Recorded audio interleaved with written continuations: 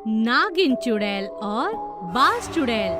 एक बार की बात है, नागिन राज की महारानी और बाज राज की महारानी की मौत हो गई और दोनों ही महारानियां अपने देशों से गिरकर धरती पर आ गिरी। वो धरती पर चुड़ैलें बनकर घूमने लगी।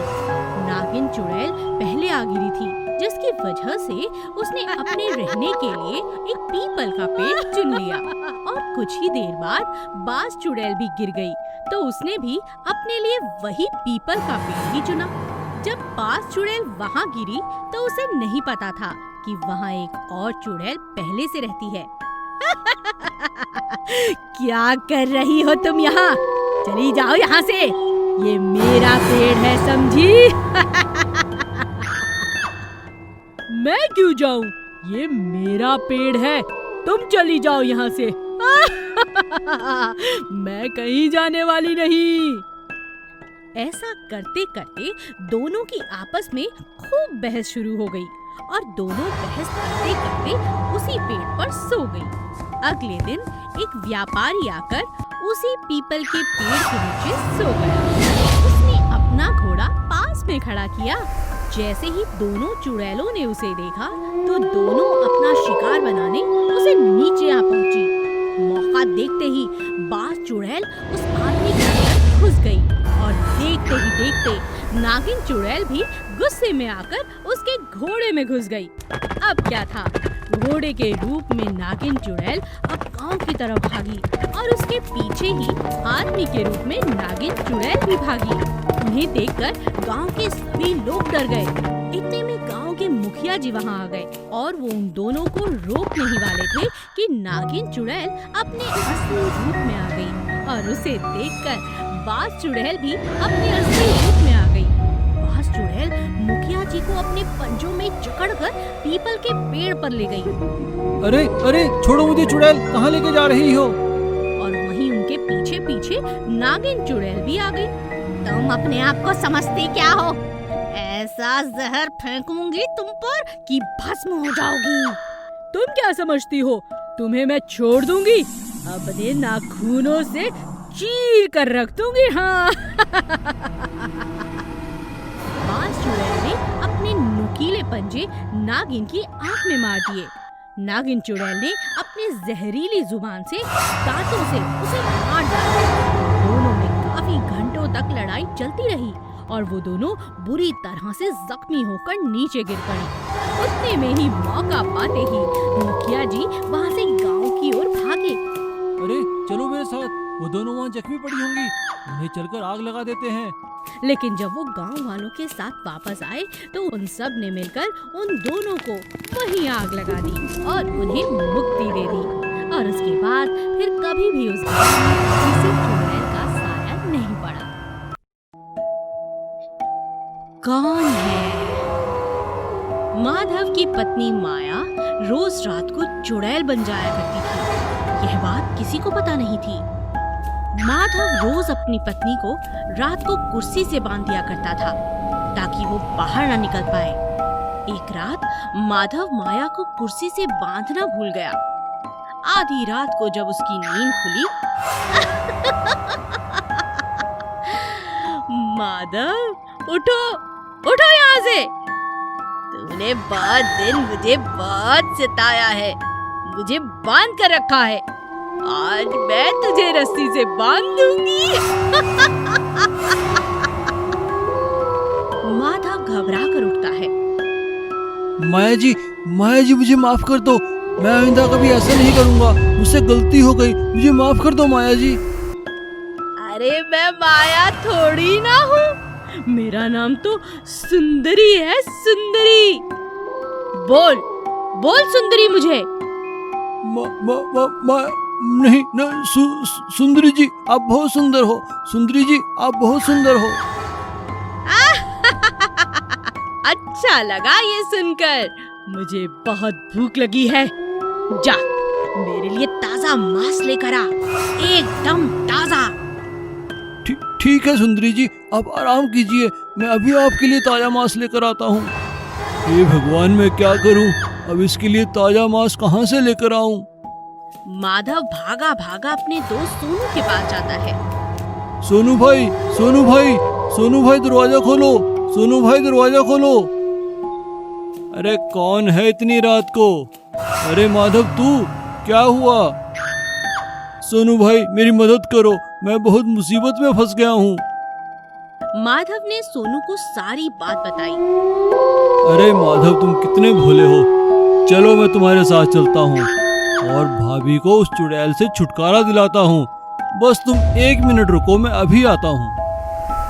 सोनू अपने घर से कुछ बांध कर ले आता है। फिर वो दोनों माधव के घर पहुँचते हैं। चुड़ैल उनका इंतजार कर रही थी। आ गया माधव, इतनी देर कहाँ लगा दी? अरे मैंने तो मांस मांगा था, तू तो जिंदा इंसान ही ले आया। खैर कोई बात नहीं, इसे ही मार दूंगी। ये तो मेरे बाएं हाथ का काम है।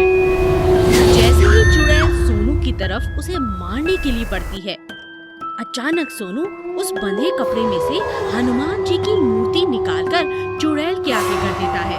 अरे ये क्या किया तूने? हटा इसे, हटा इसे। ठीक है, मैं इसे हटा लूंगा, लेकिन तभी हटाऊंगा जब तुम मेरी भाभी के शरीर को छोड़ दोगी। माया के शरीर को छोड़कर चली जा यहाँ से चुड़ैल।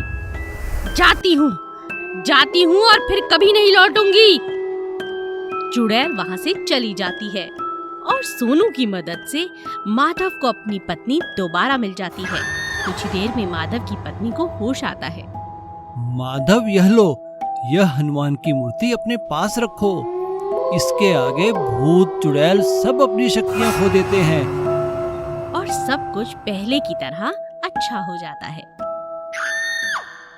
अजय और विजय नामक के 2 बहुत अमीर भाई एक गांव में रहा करते थे। विजय ने एक दिन शहर से एक नई स्कूटी खरीद लाई। यह देखकर अजय बहुत खुश हुआ। कैसी है भाई मेरा नई स्कूटी? चलो मेरे साथ कहीं घूम कर आते हैं। तब अजय विजय के पीछे बैठ गया और दोनों हाईवे की तरफ निकल पड़े। थोड़ी दूर जाते ही अजय को सड़क के किनारे एक खूबसूरत औरत खड़ी हुई दिखाई दी। तुरंत ही विजय को उसने लड़की के पास गाड़ी रोकने के लिए कहा। विजय ने गाड़ी रोक दी। आप कहें तो आपको हम लिफ्ट दे दें? चलो मेरे पीछे बैठ जाओ, मजे करेंगे। नहीं भाई, मेरा नई स्कूटी खराब हो जाएगा और इस औरत को बिठाने के लिए जगह भी नहीं है। चलो चलते हैं। तुम किसी काम का नहीं हो, तुम स्कूटी मुझे दे दो और तुम पैदल घर चले जाओ। मैं इस औरत के साथ मजे करके ही लौटूंगा। ऐसा बोलकर अजय उस औरत को पीछे बिठाकर तेजी से स्कूटी चलाने लगा और बीच बीच में जानबूझकर अचानक ब्रेक मारने लगा ताकि वो औरत उसके ऊपर गिरती रहे। उस औरत को अजय की चाल समझ आ गई और अचानक वह चुड़ैल के रूप में बदल गई और जोर जोर से अजय का गर्दन पकड़कर चिल्लाने लगी। तुरंत ही अजय स्कूटी बीच सड़क पे रोक दिया और डर के मारे रोने लगा। अरे कोई मुझे बचाओ, अरे बाप रे ये तो भूत है, मैं मर गया, बचाओ बचाओ हे राम।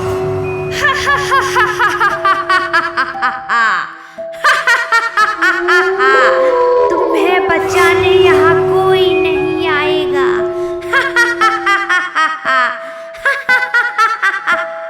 तभी अजय को चुड़ैल ने जोर से थप्पड़ मारा और स्कूटी लेकर गायब हो गई और अजय रोते रोते पैदल घर को लौट गया। अरे भाई, मेरी नई स्कूटी किधर है? अजय ने उसके साथ हुई पूरी घटना विजय को बताया और ये सुनकर विजय ने अजय को एक जोर का थप्पड़ मारा। बीजकपुर नामक एक गांव में एक चुड़ैल हर रात उस गांव के लोगों को अपनी आवाज से डराती थी। यह चुड़ैल नींबू और चावल से गांव के औरतों को अपने वश में कर लेती थी। हर रात भिखारी के वेश में घर के दरवाजे खटखटाती थी। मुझे बहुत भूख लगी है, मुझे एक नींबू और थोड़ा सा चावल दे दो माँ। ये देखकर वनीता घर के बाहर आकर भिखारी को एक नींबू और थोड़ी सी चावल देती है। ये लीजिए। जैसे ही चावल और नींबू हाथ में आता है, भिखारी तुरंत ही चुड़ैल के रूप में बदलकर जोर से हंसने लगती है। ये देखकर वनीता डर जाती है। वनीता, आज मैं तुम्हारे शरीर में मेरी आत्मा डाल देती हूँ।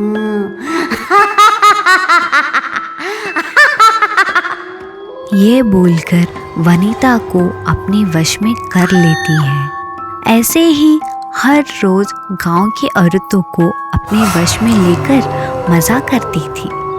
ये देखकर गांव के लोगों ने इस समस्या का समाधान के लिए पंचायत बुलवाई। गांव की महिलाओं, चिंता मत कीजिए, मैंने इस समस्या का हल ढूंढ लिया है। अगली बार जब ये चुड़ैल भीख मांगने आएगी, तब आप में से एक मर्द औरत के वेश में चावल और नींबू दे देना और अपने साथ एक आईना रखना, जिससे हम चुड़ैल को भगा सकते हैं और अपनी औरतों को बचा सकते हैं। जब चुड़ैल लक्ष्मी के घर भीख मांगने आई, तब लक्ष्मी का पति औरत की वेश में नींबू और चावल देने आ गया।